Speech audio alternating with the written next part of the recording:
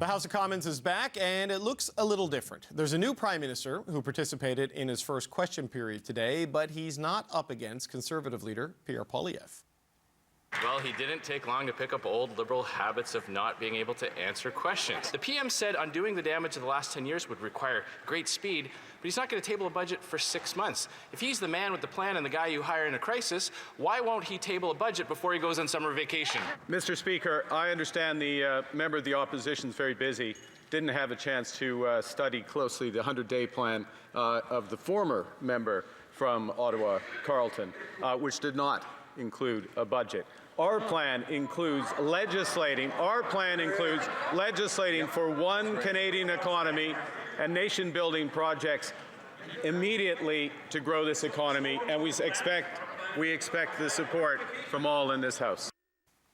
So Andrew Scheer led questions for his party today as the official opposition leader, a position he'll hold until Pierre Poilievre regains a seat in the House of Commons. The deputy leader of the Conservative Party, Melissa Lantsman, joins me in the studio now. Melissa Lantsman, it's good to see you again. Thanks for being here. Good to see you. Let's start with this. I mean, Pierre Poilievre has been the dominant player in Parliament for about 2 years, and obviously with his defeat in Carleton, he can't be there for a while. I mean, what was it like for your caucus to go in there without your leader today? Yeah, look, I think we have a great parliamentary team, but obviously it's a setback, and I know, and I think Canadians know how much Pierre loves question period, a dominant force certainly in question period, and I think he'll get the chance to earn the trust of the voters in Alberta, and we'll have him back in September. So we've got probably about 3 weeks or whatever, 4 weeks of the House without him, and a team that has to pinch hit. The Conservative team is, there's a guy who wears a C on his shirt, and then there's a whole lot of position players that play other positions. And I think Andrew's going to do a job. Our new MPs all had a chance to ask a question, or many of them had a chance to ask a question today, and some of them were quite good. Well, we saw Mr. Poilievre, though, outside holding a news conference or in the foyer before. Is this going to be the practice? Like, is that how you're going to do this going forward, or what can we expect to see from your side? Well, look, it would be nice if we saw Pierre in the House, and again, I suspect he'll return in September once earning that trust, and we'll continue to fight for Canadians and to put our priorities forward. The priorities of lowering the cost of living, cutting taxes, making sure that people can deal with inflation, building homes, fixing the crime epidemic in our country. Looking at the immigration system that is out of control and has lost a generational consensus in this country. That was very clear throughout, I think, question period today, throughout, Pierre's press conferences up till now, and I think you'll see a lot of them. Is it your sense, though, that his leadership is completely secure at this point? I mean, when you lose an election and lose your seat, in normal times, that's the end of it, right? But obviously, these are kind of not normal times. What is your sense of just the security and stability of his leadership? Well, they're not normal times in the sense that, our party now, we've done something very different in the electorate. We've attracted voters who have never voted for us before, and voters who have never voted, period, before. Sure. We increased that seat count. If you were to tell anybody that you have 41% of the vote, that you wouldn't be sitting in government, we'd think you're pretty crazy to suggest something like that. So I think he's made incredible strides in terms of building a coalition of workers, a coalition of young people, of those who belong to unions, and I think he's got a lot to be proud of, and I think our caucus is pretty proud of him for doing it. So he's not in Parliament, but he was laying out today how you're going to vote on a number of things going forward. There is a middle-class tax cut on the order paper. There is a cut for GST for some housing, not all housing, on the order paper. These are in line with the measures you ran on, not as big as the measures you ran on, but your party is going to support them anyway. Yeah, look, it's better than nothing. Is sort of the mantra. We're always going to support policies that make the lives of Canadians better, and we're going to push the government to be even better on that. Look, we want to see a tax cut that is that is bigger and more noticeable for families, so that they can deal with the costs. So if you're looking at $70, $80 a month, that doesn't go a long way when you've got a $5,000 mortgage to pay.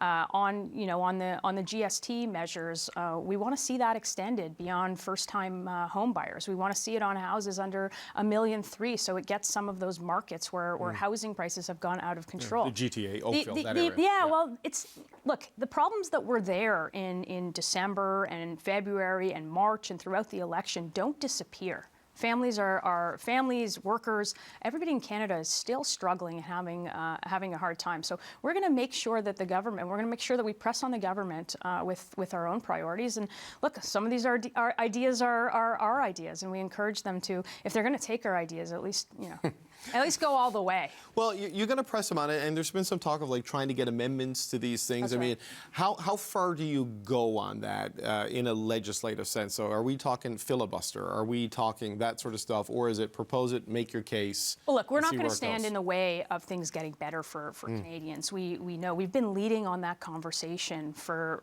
months and arguably years. The cost of living got on the government's radar because of Pierre Poilievre and his leadership.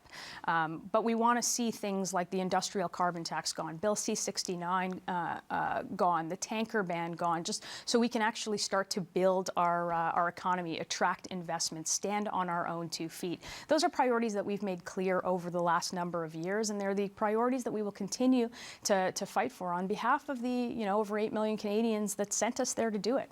It seems pretty clear this government is not going to repeal C-69. It's not going to get rid of industrial carbon pricing, because it was elected on actually using industrial carbon pricing to make up for the gap it created when it got rid of the consumer carbon price or set it to zero, right? I think we've got to be very honest. If we're going to build projects, there are things that are in the way. C-69 is one of those things that's in the way. A tanker ban is one of those things that's in the way, and it's going to be very, very hard to convince investors and those who are doing the building in this country to say that they're going to invest in Canada with those things still in place. So the government's got to figure it out. If it wants to, you can say these big things. You can say things like we're going to have transformational change in the economy, but if you don't have specifics and you don't have a plan and you don't have a signal to the market to actually get these things done, well, they're not going to get done. Well, there's a signal like that coming maybe Monday in Saskatoon, right? Because it seems as though, from talking to premiers and speaking to the Prime Minister yesterday, we're going to see at least a first list of projects that they're going to fast track for approval to get moving. I mean, part of it has been the regulatory process has been too slow, but now there seems to be at least an agreement to move fast on some things. I think for somebody who right out of the gate said that they were, the guy with the plan, or a plan is better than no plan, and the guy who can manage the economy, like not moving quickly and out of the gate and putting some meat on the bones when you had the opportunity. You had the opportunity with the King of Canada here to actually signal specifics around a plan. You've been in Parliament now for answering a couple of questions at least at the beginning of the day. There's nothing more than the big slogan. So I think Canadians are waiting, and certainly the opposition is waiting for some meat on those bones. No, look, I get the impatience, but it's only been a month since the election. Well, right? it's been a month, and it was very easy for him to take in that prime minister job. He was making decisions while he was there. The front bench that he's got there have been there for the better part of 10 years. When I look across the aisle, it feels sort of same, there's no and question. Not that different. But if you as Prime Minister try to act on these things without having the premiers fully on board, you're setting up another set of problems, right? So Well, look, if you waited- if Monday he's got alignment on projects with, say, Western premiers, isn't that better? I think you're asking, like, if you're waiting. This is a guy who told you that there's a big crisis, that we are in a big crisis. He went to the electorate with that, beating that drum every single day. Now, if you're going to wait for stability to, let's say, put a budget forward, I don't think you'll ever get a budget in this country. So look, we want to see some specifics around there. We'll put amendments forward, and we'll always do what's in the best interest of our own priorities for Canadians. Well, on projects, I don't know if he's waiting for stability or just till Monday. You know what I mean? Like that. Well, I that would be guess like 35 days, right? We'll see when we're on your show on Monday. Okay, well, we'll get some clarity. We'll call you back. Melissa Lantsman, Deputy Leader of the Conservative Party. Good to have you here. Thanks so much. for coming on.